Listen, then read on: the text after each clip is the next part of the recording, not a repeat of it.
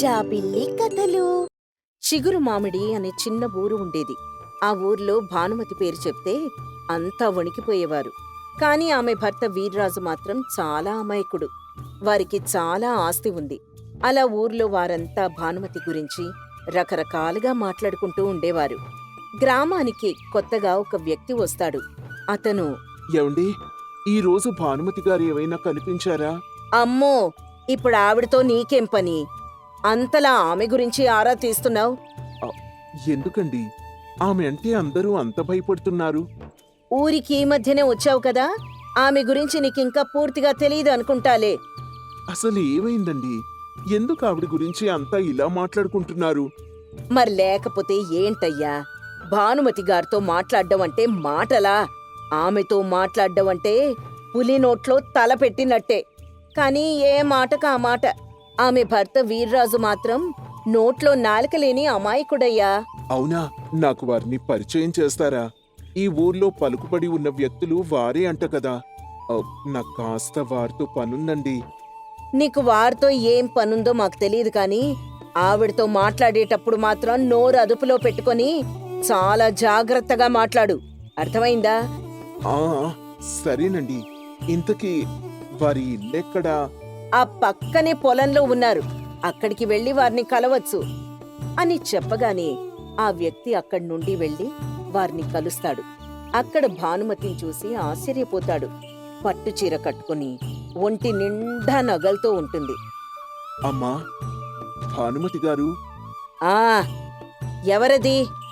ఏం కావాలి? అమ్మా, నా పేరు శివ.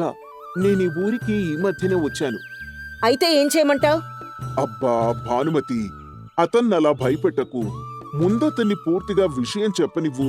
మీరు ఊరుకోండి, మీకేం తెలీదు. అసలే ఈ మధ్య మాయమాటలు చెప్పేవాళ్లు ఎక్కువైపోయారు. అందరితో మృదువుగా మాట్లాడితే కుదరదు. అది కాదు, అందరూ ఒకేలా ఉంటారనుకుంటే ఎలా చెప్పు? మీకేం తెలీదు, ఊరుకోమన్నానా? అమ్మా, అయ్యగారు చెప్పింది నిజమే. నేను అలాంటోణ్ణి కాదమ్మా. నేను చెప్పింది ఒకసారి వినండి. సరే చెప్పు, నువ్వొచ్చిన పనేంటి?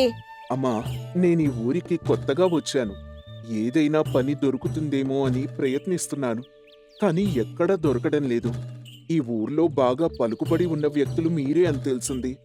మీ దగ్గర ఏదైనా పని దొరుకుతుందేమో అని వచ్చాను. పనా? పనిలేదు, ఏం లేదు. అసలు నువ్వెవరో ఏంటో తెలియకుండా నిన్నెలా నమ్మేదయ్యా? అసలే ఊరివాణ్ణి కాదు అని కూడా అంటున్నావు. అమ్మా, మీరే ఇలా అంటే ఎలా? నేను మిమ్మల్ని నమ్ముకొనున్నాను. కాస్త ఆలోచించండి. పని లేదు, ఏమీ లేదు అని చెప్పాను కదా, వెళ్ళిపో ఇక్కడి నుంచి. అయ్యో భాను, అతను అంతలా బ్రతిమలాడుతున్నాడు కదా. మనకెలాగో చాలా పొలాలున్నాయిగా, వాట్లో ఏదో ఒక పని చేసుకుంటాడులే. మీరుండండి, మీకేం తెలీదు. ఇలాంటి వాళ్ళని నమ్మకూడదు. ఎక్కడి నుంచో వస్తారు, మనల్ని నమ్మించి మోసం చేస్తారు. భానుమతి వీర్రాజు వైపు కోపంగా చూస్తుంది. దాంతో వీర్రాజు ఇంకా మౌనంగా ఉండిపోతాడు. ఇక్కడే పని లేదు గాని నువ్విక వెళ్ళొచ్చు. అది కాదమ్మా. వెళ్ళమని చెప్పాను కదా అని కోపంగా చెప్పగానే శివ అక్కడి నుంచి బాధగా వెళ్ళిపోతాడు.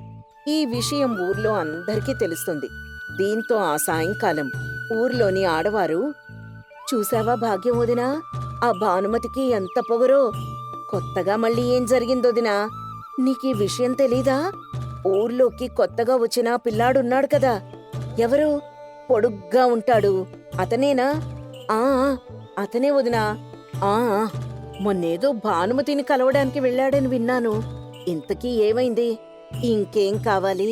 పాపం పిల్లాడు పొట్టకూటి కోసం పని అడగడానికెళ్తే చీవాట్లు పెట్టి పంపించిందట ఆ భానుమతి. సరిపోయింది. అయినా భానుమతి గురించి తెలియందా? అందరి మీద నోరేసుకొని పడిపోతుంది. మరే ఆమె భర్త ఎలా వేగుతున్నాడో ఏంటో. అసలే నోట్లో నాలుక లేని అమాయకుడు. అవునొదినా, అయినా వాళ్ల విషయాలు మనకెందుకులే, వెళ్ళి వంట చేయాలి. ఇక వెళ్ళొస్తానొదినా. సరే సరే వదినా, నేను కూడా వెళ్తాను మరి అని ఎవరింటికి వాళ్ళు వెళ్ళిపోతారు. ఇలా ఊర్లో వాళ్ళంతా రకరకాలుగా మాట్లాడుకుంటూ ఉంటారు. రోజులు గడుస్తూ ఉంటాయి. భానుమతి నోటికి అంతా భయపడుతూ ఉంటారు. ఆమె భర్త మాత్రం ఏమీ చెప్పలేకపోతాడు. కాని ఊర్లో భానుమతికి తెలియకుండా అతను సాయం చేస్తూనే ఉంటాడు. అలా రోజులు గడుస్తూ ఉంటాయి. ఓ రోజు ఊరికి వందన అనే ఓ కొత్త పని మనిషి వస్తుంది. చాలా మంచి అమ్మాయి. ఆమె నేరుగా వీర్రాజుని కలుస్తుంది. అయ్యా, నాకేదైనా పనుంటే ఇప్పించండయ్యా. పనా? అయ్యో, నాకేం తెలీదమ్మా. మా ఆవిడ ఒప్పుకుందే నేను పనిలో చేర్చుకోలేను. అయ్యా అయ్యా, అలా అనకండయ్యా. ఊర్లో అంతా మీ ఆవిడ గురించి చెప్తూనే ఉన్నారు. అందుకే నేను మిమ్మల్ని అడగడానికి వచ్చాను. ఎలా అయినా సరే మీరే అమ్మగారిని ఒప్పించాలయ్యా సరేలే, ఒకసారి ఇంటికి రా, ఏదో ఒకటి చేస్తాను. అని వీర్రాజు వందన్ని తీసుకుని ఇంటికి వెళ్తాడు. అక్కడ భానుమతితో జరిగిన విషయం చెప్తాడు. ఏవండి, మీరింత అమాయకంగా ఉంటే ఎలా అండి? ఎవరిని పడితే వాళ్ళని నమ్మొద్దని చెప్పాను కదా. అది కాదు భాను, ఆడపిల్ల ఎక్కడికని వెళ్తుంది చెప్పు. ఈ రోజుల్లో అసలు ముందు ఇలాంటి వాళ్ళని నమ్మకూడదండి. లేదమ్మా, నేను అలాంటి అమ్మాయిని కాదు. బుద్ధిగా పని చేసుకుంటాను, చెప్పిన మాట వింటాను. నన్ను పనిలో పెట్టుకోండమ్మా అని అడగడంతో భానుమతి కూడా ఆలోచిస్తుంది. అమ్మాయి కావడంతో కాస్త జాలిపడి పనిలో పెట్టుకోడానికి సరే అంటుంది. సరే సరే, చూడ్డానికి పద్ధతి గల అమ్మాయిలానే కనిపిస్తున్నావు. ఇంట్లోనే పని చేసుకో. ఏదైనా తేడా వస్తే మాత్రం అప్పుడు చెప్తాను ఈ పని. చాలా ధన్యవాదాలమ్మా. బుద్ధిగా పని చేసుకుంటాను. నువ్వు ఇంత త్వరగా ఒప్పుకుంటావనుకోలేదు భాను. సరే సరే, మీ మీద నమ్మకంతో ఆ అమ్మాయి మీద జాలిపడి ఒప్పుకున్నాను. జాగ్రత్త అని చెప్పగానే మొదట్సారి ఆనందంగా కనిపిస్తాడు వీర్రాజు. ఇక అప్పట్నుంచి వందన భానుమతి ఇంట్లోనే శ్రద్ధగా పనిచేసుకుంటుంది. అయితే ఆ ఊర్లో భానుమతి అంటే పడని ఒక వ్యక్తి ఉంటాడు. అతనే గంగరాజు. ఎలా అయినా భానుమతి పేరుని చెడగొట్టాలని అనుకుంటాడతను. ఏరా రాంబాబు, ఏంటి ఊర్లో కబుర్లు? ఊర్లోకెవరో కొత్తమ్మాయి వచ్చిందని చెప్పుకుంటున్నారంతా. అవునయ్యా, వందన అని ఎవరో పనమ్మాయంట భానుమతి గారి ఇంట్లో పనిచేస్తుందంట. అవునవును, అదే విన్నాను నేను కూడా. అదే అయ్యా, ఎవరికీ పనివ్వని భానుమతి గారా మీకు పనిచ్చింది అంటే అంతా గొప్పగా చెప్పుకుంటున్నారయ్యా. అదేరా, నాకు సందేహంగా ఉంది. ఆ అమ్మాయి నిజంగా అంత మంచి అమ్మాయా? ఈసారి ఈ అమ్మాయి వంకతో ఎలా అయినా ఆ భానుమతి పరువు తీయాలరా. అయ్యా, మనకెందుకు అవన్నీ? మన పనేదో మనం చేసుకుందాం. ఎరా, నోర్లేస్తుంది. నేను చెప్పింది చెప్పినట్టు చెయ్యి. ఇంకొక మాట ఎక్కువ మాట్లాడినా నీకు పని లేకుండా పోతుంది, జాగ్రత్త అని చెప్పగానే రాంబాబు మౌనంగా ఉండిపోతాడు. అలా కొద్ది రోజుల తర్వాత ఉన్నట్టుండి గంగరాజు ఇంట్లో చోరీ జరుగుతుంది. అది చేసింది వందనని అని ఊర్లో పంచాయతీ పెడతాడు గంగరాజు. భానుమతి, ఏంటి నువ్వు చేసిన పని అని అన్నాడు సర్పంచ్. నేనేం చేశాను? అయినా ఎప్పుడూ లేంది నన్ను పంచాయతీకి పిలవడం ఏంటండి? గంగరాజు ఇంట్లో దొంగతనం జరిగిందట. అది నీ ఇంట్లో పనిచేస్తున్న వందనే చేసిందని గంగరాజు చెప్తున్నాడు. దానికి నువ్వేం సమాధానం చెప్తావు? అయినా వందన దొంగతనం చేయడం ఏంటండి? ఆమెకంత అవసరం లేదు. ఆమె చేసే పనికి తగినంత డబ్బు నేను ఇస్తూనే ఉన్నాను. అదంతా నాకు అనవసరం అండి. భానుమతి, ఆమెను పనిలో పెట్టుకుంది నువ్వే కాబట్టి దానికి బాధ్యత వహించాల్సింది కూడా నువ్వే. దానికి నాకు సంబంధం ఏముందసలు? అయినా ఆగండి, ఇప్పుడే వందన్ని అడుగుతాను అని వందనని పిలిపిస్తుంది భానుమతి. వందనా, ఏంటి నువ్వు చేసిన పని? నమ్మకంగా పనిచేస్తున్నావు కదా అని చనువిస్తే నువ్వు ఊర్లో చేసే పనులు ఇవా? అమ్మా, నేనే పాపం ఎరుగను. నేను మీ ఇల్లు విడిచి మరే చోటికి మరే ఇంటికి వెళ్ళనే లేదు. మరిక్కడ ఊరంతా చెప్తున్న సాక్ష్యం గురించి ఏం మాట్లాడతావు? అదంతా నాకేం తెలీదమ్మా, నిజం. భానుమతి, ఊర్లో వాళ్ళ మాటలు ఎందుకు పట్టించుకుంటావు? విచారణ చేద్దాం, ఆ తర్వాత ఒక నిర్ణయానికి వద్దాం అన్నాడు వీర్రాజు. నువ్వేం మాట్లాడకు. అసలు ఇదంతా నీ వల్లే జరిగింది. ఆ రోజు నీ మాట విని ఉండకపోతే ఈ రోజు ఇలా నలుగురిలో నేను అవమానం పొందేదాన్నే కాదు. అది కాదు భాను, నేను చెప్పేది కూడా విను. నువ్వు అమాయకుడివి, నోట్లో నాలుక లేనివాడివి. అందరితో నేనే మాట్లాడుతుంటే అందరికీ నేనొక రాక్షసిలా కనిపిస్తున్నాను. ఈ రోజు దీనివల్లనే అంతా నన్ను ఇన్నేసి మాటలంటున్నారు. అబ్బా భానుమతి, కోపం తెచ్చుకోకు. సమస్యకి పరిష్కారం ఆలోచిద్దాం. అని వీర్రాజు చెప్పగానే భానుమతి మౌనంగా ఉండిపోతుంది. ఎప్పుడూ గంభీరంగా ఉండే భానుమతి ఇలా ఒక్కసారిగా మౌనంగా ఉండడం ఊరందర్నీ ఆశ్చర్యపరుస్తుంది.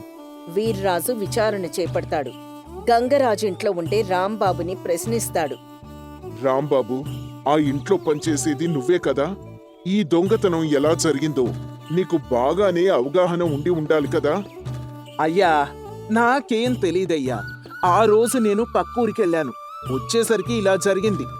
అని చెప్పగానే వీర్రాజు సరే అని గంగరాజు కొడుకుని ప్రశ్నిస్తాడు.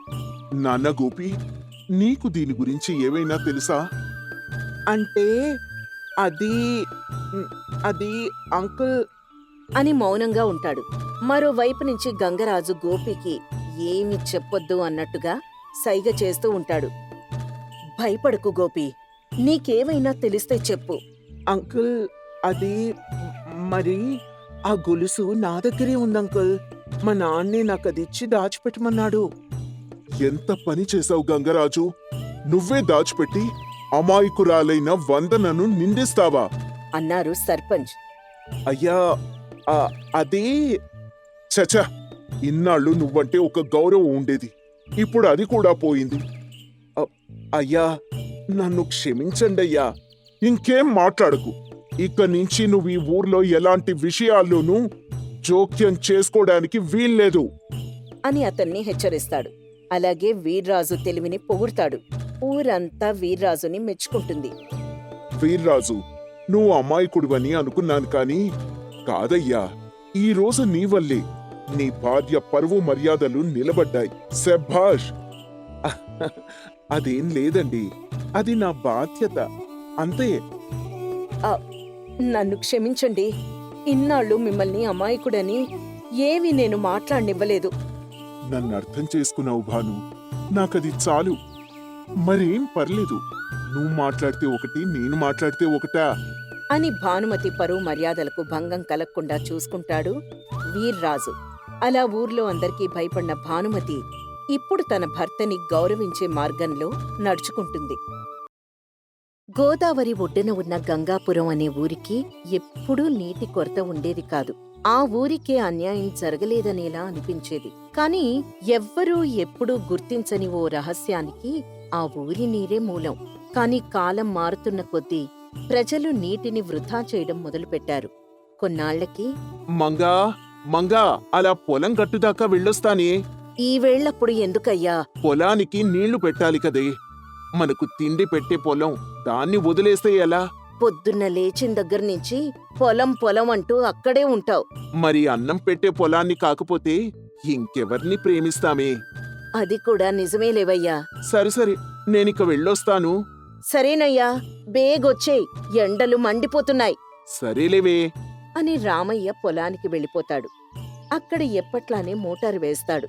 కాని ఎప్పుడూ వచ్చినంత నీరు రాదు.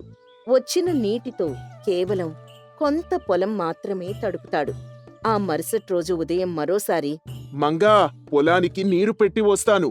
నిన్ననే కదయ్యా ఎర్రటి ఎండలో వెళ్ళొచ్చావు, మళ్ళీ ఏంటి? నిన్న పొలం మొత్తం తడవలేదు మంగా. ఎందుకో నీరు ఇదివరకట్లా రాలేదు.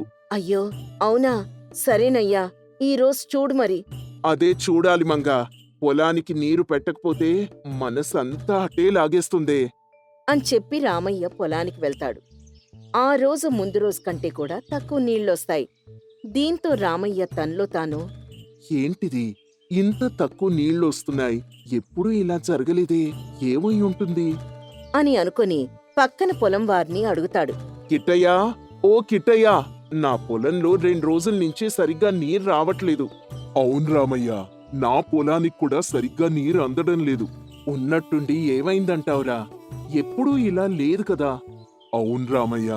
సరే, ఓసారి పంచాయతీలో అడుగుదాం. ఏవైందో తెలుస్తుంది కదా.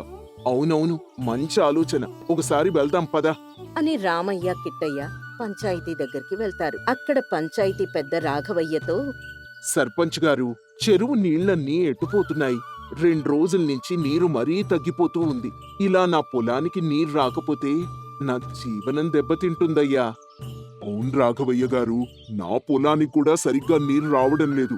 ఇదే కొనసాగితే కనుక పంటలు పండడం కూడా కష్టమే. పొలాన్నే నమ్ముకొని ఉన్న మాకు ఈ కష్టాలేంటయ్యా? నిజమే రామయ్య, ఊర్లో చాలా మంది నీటి కొరతను ఫిర్యాదు చేస్తున్నారు. కానీ సమస్య ఏంటో ఎవ్వరికీ అర్థం కావడం లేదు. అయ్యో, ఊరు మొత్తం ఇదే కొరతతో ఉన్నారా? ఇదేంటయ్యా, మన ఊరి ఎప్పుడూ ఇలాంటి పరిస్థితిని ఎదుర్కొన్నదే లేదు. అవునయ్యా, పక్కూరి వాళ్ళు కూడా వచ్చి మన ఊరి చెరువు నుంచే నీరు తీసుకొని వెళ్తారు కదా. మరి ఉన్నట్టుండి ఇదేంటి? అవును, గతంలో ఎప్పుడూ ఇలాంటి పరిస్థితులు రాలేదు. కానీ ఈసారి ఎందుకిలా అవుతుందో అర్థం కావడం లేదు. అని దాని గురించి మాట్లాడుకుంటూ ఉంటారు ఆ ముగ్గురు. ఇంతలో అదే ఊర్లో ఓ పెద్దాయనైన రంగయ్య వారితో మాట కలుపుతాడు. అవును, దీన్ని ఇలానే వదిలేయడం ఏమాత్రం సరైంది కాదు. దీన్ని వెంటనే పరిష్కరించాలి. లేదంటే ఊరు సర్వనాశనమవుతుంది. అదేంటి పెద్దాయనా, అంత మాట అన్నావు? వర్షాలు పడితే అదే సరిపోతుంది కదా. లేదు లేదు, ఇది ఊరికి అరిష్టం. రాబోతున్న కష్టాలకు ఇది సంకేతం. ఏంటి పెద్దయ్యా నువ్వనేది? అని అక్కడున్న వారంతా అతని వైపు చాలా ఆశ్చర్యంగా చూస్తూ ఉంటారు. అప్పుడు రంగయ్య, మన ఊరిలో ఉన్న చెరువు చాలా పురాతనమైనది. మా తాత ముత్తాతల కాలం నాటిదని, దానికో చరిత్ర ఉందని మీలో ఎవరికైనా తెలుసా? అవునవును, మా నాన్నగారు దాని గురించి చెప్తూ ఉండేవారు. అది చాలా పవిత్రమైందని, ఎంతో మందికి మేలు చేస్తూ వచ్చిందని చెప్తూ ఉండేవారు. అవును, నాకు పూర్తిగా తెలియదు కాని నేను కూడా వింటూ ఉండేవాణ్ణి. ఇంతకు అసలిప్పుడు దాని గురించి ఎందుకు చెప్పాలనుకుంటున్నావు తాత? అప్పట్లో ఆ చెరువును ఎవ్వరూ అపవిత్రం చెయ్యకూడదని నిబంధన ఉండేది. ఎవ్వరైనా దాన్ని మర్చిపోతే ఊరికి విపత్తులు వచ్చేవి. ఊరికా చెరువు ఒక వరం లాంటిదని అందరూ నమ్మేవారు. అవును, నిజమే, దాన్ని చాలా పవిత్రంగా చూసుకునేవాళ్ళం. కానీ ఇప్పుడు ఏమవుతుందో చూస్తూనే ఉన్నారుగా. కాలంతో పాటు నిబంధనలు కూడా కనుమరుగైపోతూ ఉన్నాయి. జనాలు చెరువులోనే బట్టలు ఉతుకుతూ చెత్త వేయడం మొదలుపెట్టారు. కొందరు నిర్లక్ష్యంతో అందులో నాణేలు వేస్తూ, మరికొందరు వృథాగా నీళ్లు వాడుతూ ఊర్ని ప్రమాదంలోకి నెట్టేశారు. నిజమే పెద్దయ్యా, ఎప్పటికప్పుడు హెచ్చరిస్తూనే వస్తున్నా కూడా అలానే అవుతోంది. అందుకే ఈ మధ్య కాలంలో నేను కూడా పట్టించుకోవడం మానేశాను. అదేనయ్యా, ఇప్పుడు ఊరికి ఇలాంటి పరిస్థితిని తీసుకొనొచ్చింది. అయ్యయ్యో, ఇప్పుడు ఊర్లో నీరు లేకపోతే ఎలా? మన అవసరాలు ఎలా తీర్తాయి? ఇలాంటి రైతులు ఎలా బ్రతుకుతారు? అయ్యా, పురాతన చెరువు అంటున్నారు, నిబంధనలు అంటున్నారు. నాకేవీ అర్థం కావడం లేదు. అసలేంటి ఆ చెరువు చరిత్ర? అన్నాడు కిట్టయ్య. అప్పుడు రామయ్య అవును పెద్దాయనా, అసలేమైందో చెప్పండి అని అడగడంతో ఊరంతా అక్కడికి చేరతారు. అప్పుడు రంగయ్య, 100 ఏళ్ల క్రితం ఒక యోగి గంగాపురం ఊరికి వచ్చాడు. అతను చెరువు దగ్గరే తపస్సు చేసేవాడు. ఒకరోజు ఊరి ప్రజలు ఆ యోగిని అపహాస్యం చేయడంతో ఆ యోగి కోపగించి ఇలా శపించాడు. ఈ చెరువు నీరు సక్రమంగా వాడితేనే ఊరికి ఆనందం, కానీ దాన్ని అపహాస్యం చేస్తే ఊరి జీవితమే ఎండిపోతుంది అని చెప్పాడు. అందరూ చాలా ఆశ్చర్యంగా ఆ కథను వింటున్నారు. కాని ఎవ్వరికీ ఏమీ అర్థం కాలేదు. అప్పుడు రంగయ్య, ఇక ఆ ముని అలా చెప్పినప్పట్నుంచి ఊరిలో ఎవ్వరూ చెరువును అపవిత్రం చేయకుండా చూసేవారు. అందుకే ఊరికెప్పుడూ నీటి కొరత రాలేదు. కాని ఇప్పుడు ఆ నిబంధనను అతిక్రమించినందుకు ఊరు తన శాపాన్ని అనుభవిస్తోంది. ఏంటి తాత నువ్వు చెప్పేది? దాని వెనక ఇంత కథ ఉందా? అమ్మో, పెద్దయ్య చెప్పేదాన్ని బట్టి చూస్తే ఊరికేదో పెద్ద గండమే వచ్చేలా ఉంది అని ఊరంతా భయపడుతూ ఉంటారు. ఆ రోజు నుంచి ఊర్లో ఒకరితో ఒకరు దీని గురించే మాట్లాడుకుంటూ ఉంటారు. కాని ఎవ్వరూ చెరువుని మాత్రం శుభ్రం చేయరు. రోజులు గడుస్తూ ఉంటాయి. నీటి కొరత రోజు రోజుకి పెరిగిపోతూ ఉంటుంది. ఓ రోజు మంగ, ఏమయ్యా, పొలానికి నీళ్ళు అందుతున్నాయా? ఎక్కడ మంగా, పెద్దయ్య ఏం చెప్పాడు విన్నావుగా? హా, అవునవును. ఆ చెరువు శుభ్రంగా లేకపోవడం వలన ఊరికి అరిష్టం పట్టిందంట కదా. అవును మంగా, ఆ చెరువు మళ్ళీ పవిత్రమైతే కాని ఊరికి మంచి రోజులు రావు. అయ్యో, ఇప్పుడు ఎట్టాగయ్యా? అసలే ఎండలు మండిపోతున్నాయి. తాగడానికి కూడా నీరు లేకుండా పోతోంది. ఎక్కడో 4 మైళ్ళ అవతలికి వెళ్ళి నీళ్లు తేవాల్సొస్తోంది. అవును మంగా, ఊరి ఆడవాళ్ళంతా అలా ఎండలో నీళ్లు తీసుకుని వస్తూ ఉంటే నా గుండె తరుక్కుపోతుందనుకో. మరి దీనికి పరిష్కారమే లేదంటావా? చెరువుని శుభ్రం చేస్తే ఊరికి మంచి జరుగుతుందని రంగయ్య తాత చెప్పాడు మంగా. మరి ఇంకేంటయ్యా, అందరం కలిసి శుభ్రం చేస్తే పనైపోతుంది కదా. అవును, కానీ నువ్వు నేను అనుకుంటే సరిపోతుందా మంగా? అందరూ తలో చెయ్యి వేస్తేనే కదా త్వరగా శుభ్రమయ్యేది. అందరూ ఇలానే అనుకుని కూర్చుంటే ఎలాగయ్యా ఊరు బాగుపడేది? పద, మనిద్దరికీ ఎంత చేతనవుతుందో అంత చేసొద్దాం. రా సరే మంగా, పద వెళ్దాం. అని ఆ రోజు నుంచి వారిద్దరికీ చేతనైనంత చెరువు శుభ్రం చేస్తూ ఉంటారు.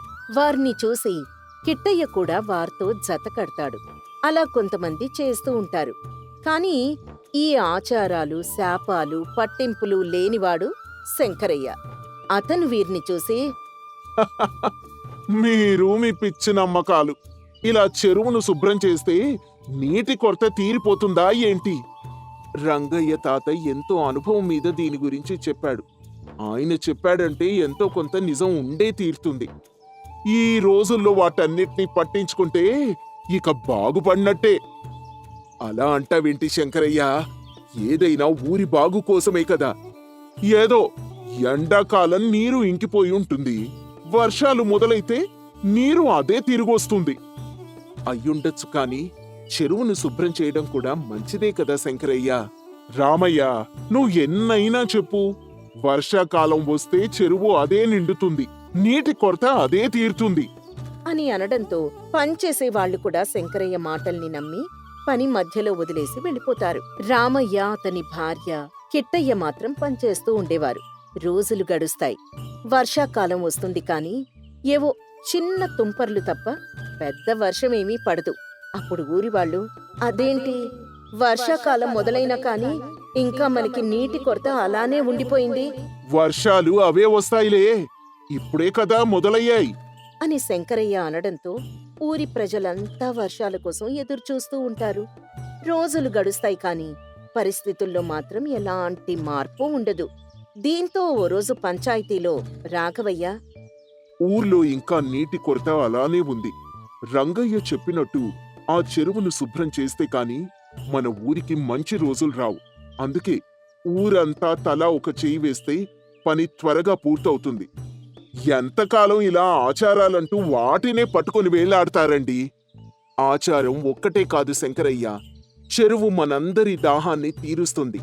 అలాంటి చెరువులో చెత్తా చెదారం వేసి నీటిని గౌరవించకుండా ఉంటే ఆ దేవుడు మన మీద కనికరం చూపిస్తాడా చెప్పు? ప్రకృతిని మనం ఎప్పుడూ గౌరవించాలి శంకరయ్య అని చెప్పడంతో అతనిలో కూడా కాస్త మార్పు వస్తుంది. ఊరివాళ్లు కూడా దాన్ని బలంగా నమ్మడం ప్రారంభిస్తారు. వెంటనే ప్రజలంతా కలిసి చెరువును శుభ్రం చేయడం మొదలుపెట్టారు. జాగ్రత్తగా చెత్తను తొలగించి పూజలు నిర్వహించారు. కొన్ని గంటల తర్వాత ఒక్కసారిగా ఆకాశం మబ్బులతో నిండిపోయింది. ఊరి పెద్దలు సంబరంగా గర్జించారు. వర్షం వస్తోంది, వర్షం వస్తోంది. మనం మన తప్పుని సరిదిద్దుకున్నాం. నన్ను క్షమించండయ్యా. ముందే ఇది నాకు అర్థమై ఉంటే పరిస్థితి ఇంతవరకు కూడా వచ్చేది కాదేమో. మరేం పర్లేదులే శంకరయ్య, చాలా సంతోషం. ఇక మనకి ఎలాంటి కష్టం రాదు. ఇక నుంచి ఈ చెరువుని పవిత్రంగా చూసుకుందాం. అవునవును, ఇకపై ఎలాంటి చెత్తా చెదారం చెరువులో వేయకుండా మనం జాగ్రత్తగా చూసుకుందాం. దేవుడా, ఇంకెప్పుడూ మేం నిర్లక్ష్యంగా ఉండం, చెరువుని జాగ్రత్తగా చూసుకుంటాం అని అంతా దేవుణ్ణి ప్రార్థిస్తూ ఉంటారు. అదే రాత్రి భీకర వర్షం కురిసింది. పొలాలకు తిరిగి జీవం వచ్చింది. చెరువులో మళ్లీ నీరొచ్చి చేరింది. ఆ రోజు నుంచి గంగాపురం ప్రజలు చెరువును పూజించే ఆనవాయితీని తిరిగి ప్రారంభించారు. ప్రతి సంవత్సరం పూజలు చేసి చెరువుని అపవిత్రం చేయకుండా చూసేవారు. నీరు మనకి దేవుడిచ్చిన వరం. దాన్ని అపవిత్రం చేస్తే మనకే నష్టం. ప్రకృతిని గౌరవించినప్పుడే అది మనకు తిరిగి వరాలిస్తుంది.